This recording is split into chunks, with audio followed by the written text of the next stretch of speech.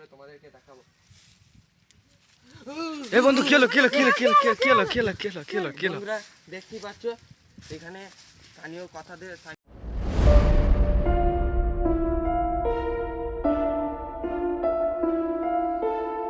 নমস্কার বন্ধুরা, আজ তোমাদের নিয়ে চলে এসেছি এক নতুন ভিডিও।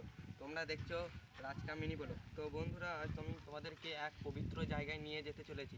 এখানে নাকি সব মানত পূর্ণ হয় এবং একটা রহস্যময় জায়গা।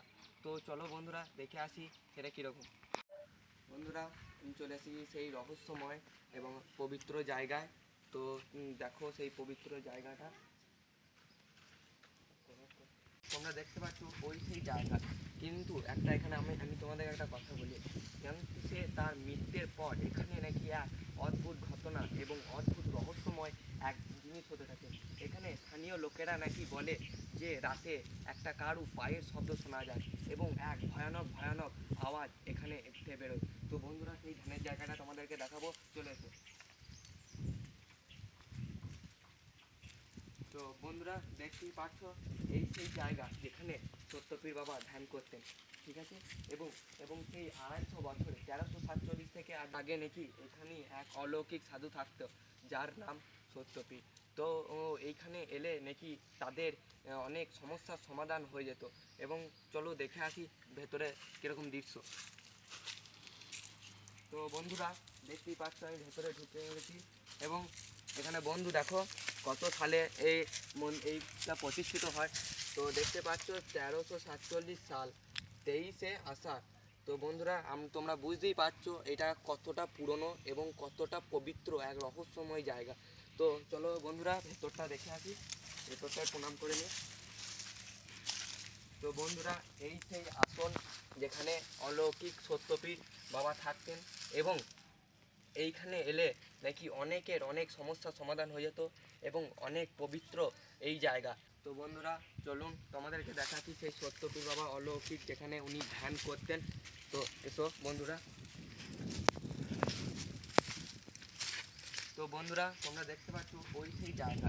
কিন্তু একটা এখানে আমি তোমাদের একটা কথা বলি, যেমন সে তার মৃত্যুর পর এখানে নাকি এক অদ্ভুত ঘটনা এবং অদ্ভুত রহস্যময় এক জিনিস হতে থাকে। এখানে স্থানীয় লোকেরা নাকি বলে যে রাতে একটা কারু পায়ের শব্দ শোনা যায় এবং এক ভয়ানক ভয়ানক আওয়াজ এখানে উঠে বেরোয়। তো বন্ধুরা সেই ধ্যানের জায়গাটা তোমাদেরকে দেখাবো, চলে এসো। তো বন্ধুরা দেখতেই পাচ্ছ এই সেই জায়গা যেখানে সত্যপীর বাবা ধ্যান করতেন, ঠিক আছে। এবং এবং সেই 250 বছরে 1347 থেকে আজকে তোমরা আজকে ইংরাজি 2026 সাল থেকে তোমরা বিয়োগ করে বুঝতেই পারছো এই বটগাছটি কতটা পুরনো, ঠিক আছে বন্ধুরা। তো দেখে নাও সেই বটগাছটা অফ করে দিই। দেখো বন্ধুরা ওইখানে সত্যপীর বাবা থাকতো এবং সত্যপীর বাবা ওইখানে মন্দিরটা তোমরা দেখলে এমনই অবস্থা, তোমাদেরকে আর একবার আমি দেখাবো। তো বন্ধুরা ওইখান থেকে সত্যপীর বাবার 4 শিষ্য এইখানে এসে খোলামেলায় জায়গায় এসেছে। তো বন্ধুরা তোমাকে ওই ভিতরে আর একবার জায়গাটা দেখাবো। তো চলে এসো বন্ধুরা তোমাদেরকে একবার ওই জায়গাটা দেখায়।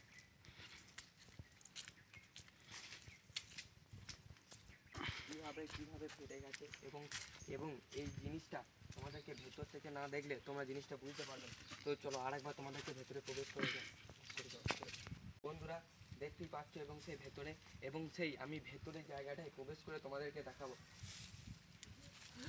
এই বন্ধু কি হলো কি হলো কি হলো কি হলো কি হলো কি হলো কি হলো কি হলো কি হলো? বন্ধুরা দেখতেই পাচ্ছ এখানে স্থানীয় লোকেদের কথা শুনে আমি দ্বিতীয়বার প্রবেশ করতে গেলাম এবং আমাকে ছিটকে ফেলে দিল, দেখলেন তো বন্ধুরা।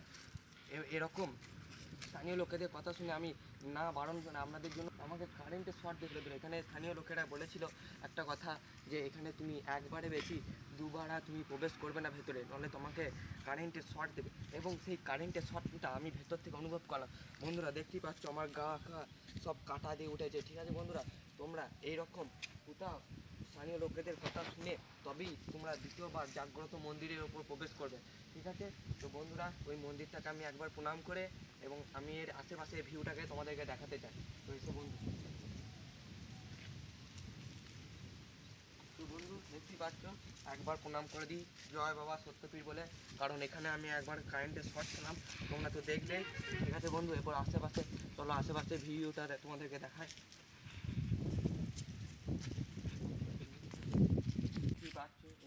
সত্যপীর বাবার মহাপুকুর। এইখানে নাকি আজও বহু বহু মানুষ এখানে জল পান করেন এবং এই জলই এই মৎস্যবের সময় আমাদের কাজে লাগে। তো জলটা তোমাদেরকে দেখাবো, এসো বন্ধু।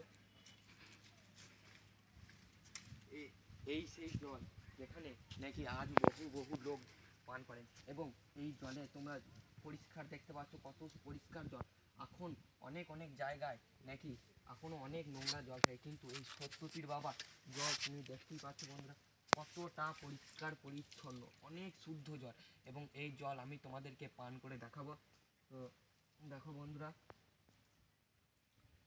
এই জল আমি পান করে তোমাদেরকে দেখালাম।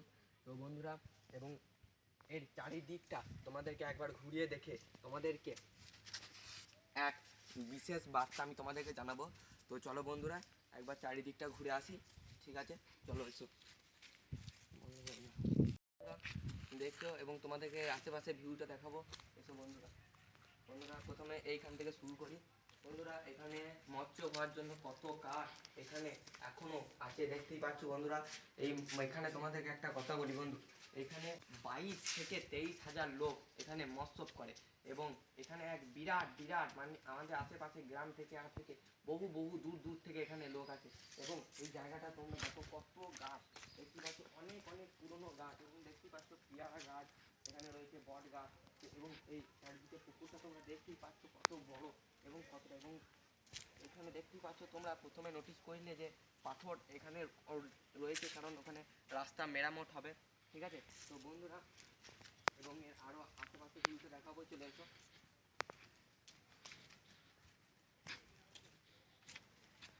তো বন্ধু দেখতে পাচ্ছ অনেক পাথর এখানে নামানো আছে এবং এইখানে অনেক অনেক বালি নেমেছে। এবং দেখতে পাচ্ছ আমাদের আর বেশি দিন নয়, প্রায় আর 1 মাসও নয়, এখানে মেলা এবং মৎস্যবের শুরু হয়ে যাবে।